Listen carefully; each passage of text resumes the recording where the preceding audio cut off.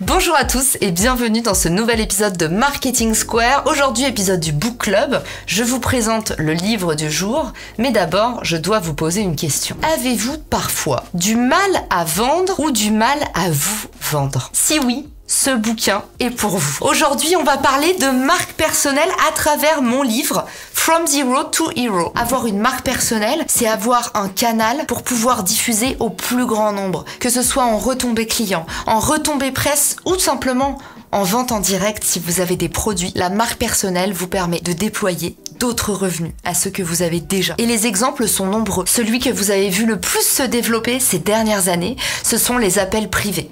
Cette tendance nous vient des États-Unis où beaucoup d'entrepreneurs à succès ou des experts renommés dans leur domaine vont louer leurs compétences à des particuliers ou des entreprises pour un temps donné. Si vous vous rendez sur mon site Caroline Mignot, vous verrez que vous pouvez réserver 30 minutes d'appel avec moi sur la problématique marketing de votre choix. Voilà un exemple de monétisation qui n'existait pas par le passé et qui se répand comme une traînée de poudre. Il y a quelques années, qui aurait fait payer des appels à la minute à part des messageries roses ou éventuellement des lignes de voyance? Autre exemple de génération de revenus pour une marque personnelle, c'est évidemment le sponsoring, les collaborations avec les marques. Un troisième exemple et des plus probants, aujourd'hui ma plus grande source de revenus, les conférences. Que ce soit en entreprise ou dans des événements publics, les conférences vous rendent à la fois visibles et vous permettent de monétiser votre expertise, parfois à des dizaines de milliers d'euros de l'heure. Vous l'avez compris, et je vous explique comment dans le livre, avoir une marque personnelle, c'est développer un business autour de soi et pas seulement flatter son ego. Le deuxième enseignement du livre, c'est qu'il existe plusieurs types de marques personnelles. Une des questions qu'on me pose le plus souvent,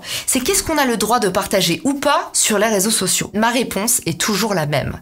Vous devez placer la limite en fonction de votre zone de génie. Si les personnes vous disent que vous avez une personnalité hyper drôle et que vous avez plein de choses à partager en dehors de votre zone de compétences, allez-y franco. Si à l'inverse, vous notez qu'à chaque fois que vous partagez des contenus perso, vous perdez des gens et que ça ne les intéresse pas tellement, tirez-en les conclusions qui s'imposent. Vous êtes la seule personne à pouvoir définir là où vous placez la limite de ce que vous voulez montrer ou pas sur les réseaux. Il existe 3 types de marques personnelles. La première est la marque personnelle experte.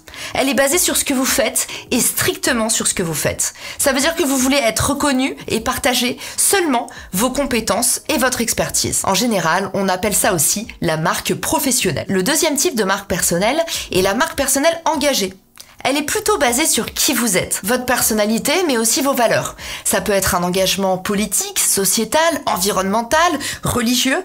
En tout cas, vous avez choisi d'aller un petit peu plus au-delà de votre zone de compétence. Enfin, vous avez la marque personnelle suprême.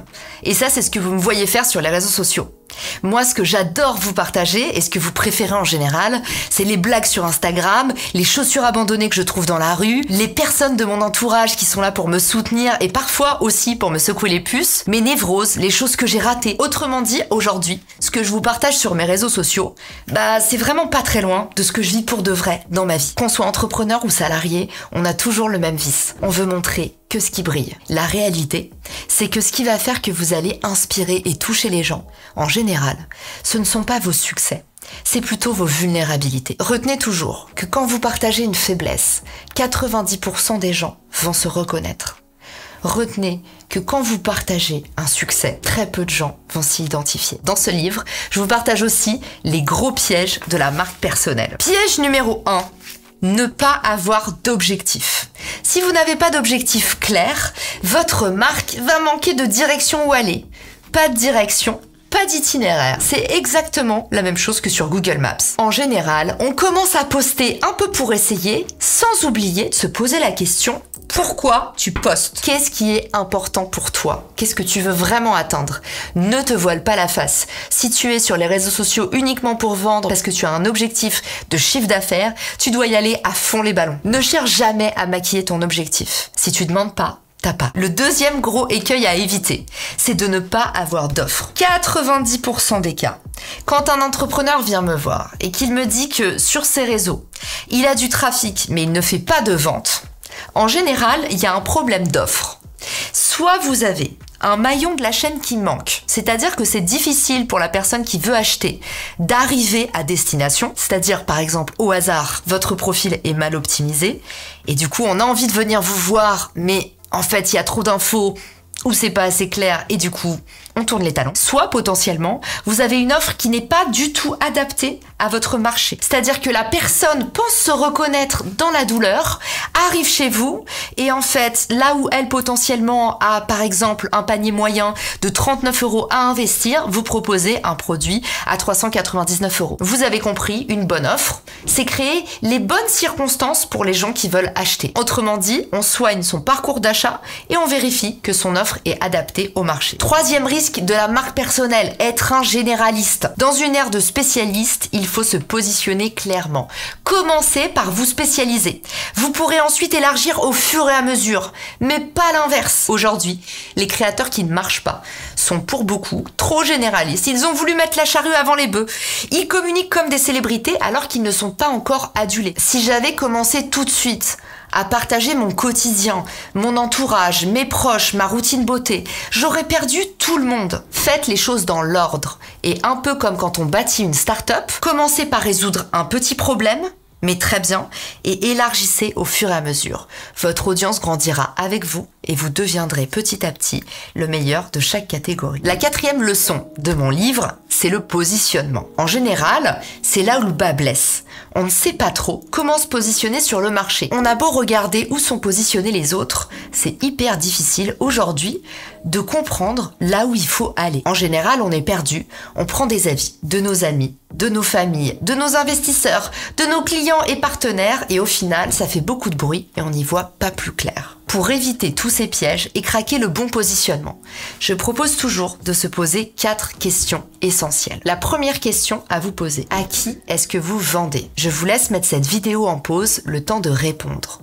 Choisir votre public cible est crucial et je veux que vous soyez le plus détaillé possible. Je vous en prie, ne me faites pas le coup du coach en performance pour entrepreneurs. C'est beaucoup trop large. Racontez-moi, si vous adressez les entrepreneurs, quelles sont leurs qualités et leurs défauts? Quelles sont les tailles de leurs entreprises? Où sont-ils situés? Quels sont leurs comportements et leurs croyances? Où vont-ils travailler? Je veux que vous alliez le plus possible dans le détail et si ça vous aide, fermez les yeux, concentrez-vous et obligez-vous à noter pendant 5 minutes. Votre deuxième exercice, c'est le secteur. Identifiez le domaine dans lequel vous souhaitez vous démarquer. Si je reprends l'exemple du coach en performance, ce domaine est beaucoup trop grand.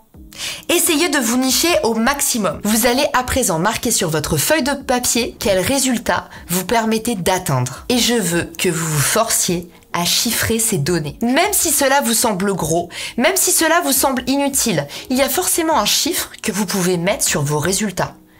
Est-ce que par exemple, vous proposez aux marques d'atteindre X milliers ou millions de vues? Est-ce que vous proposez aux entrepreneurs d'atteindre X revenus? Est-ce que vous proposez des résultats en X jours ou X mois? Souvenez-vous toujours de cette astuce neuromarketing. Plus vous allez choisir des unités de mesure petites, plus les résultats vont sembler impressionnants. Je vous donne un exemple. C'est toujours mieux de dire que votre méthode agit en 12 mois plutôt qu'en 1 an. Et si je forçais le trait, j'utiliserai même 60 minutes à la place d'1 heure. Mais vous m'avez compris, l'idée c'est pas d'aller jusque-là. En tout cas, posez-vous toujours la question des bénéfices concrets que vous apportez. Une fois que vous aurez finalisé cet exercice, vous pourrez craquer la matrice parfaite, la golden sentence comme dit mon associé Clément. Cette phrase qui vous permet en quelques mots seulement de vous présenter à n'importe qui, que vous soyez à un dîner de famille, dans la queue de la boulangerie ou face à un public d'investisseurs. La golden sentence doit être votre phrase depuis votre signature email à la description de tous vos comptes sur les réseaux sociaux. Je suis celui ou celle qui action auprès de cible/secteur pour bénéfice en, avec ou sans difficulté, obstacle. En utilisant ce texte à trous, vous allez pouvoir définir votre offre en face de n'importe qui de façon claire et concise. Si vous êtes comme moi et que souvent vous doutez de vous, vous vous dites que vous n'êtes pas un bon vendeur, que vous n'êtes pas assez comme ci, que vous êtes trop comme cela, si souvent vous vous sentez trop pris par les émotions, ce livre va vous faire du bien. J'y ai condensé 10 ans d'expérience et surtout, j'y ai condensé tous mes conseils sur la marque personnelle pour que vous puissiez ne jamais plus dépendre de personne.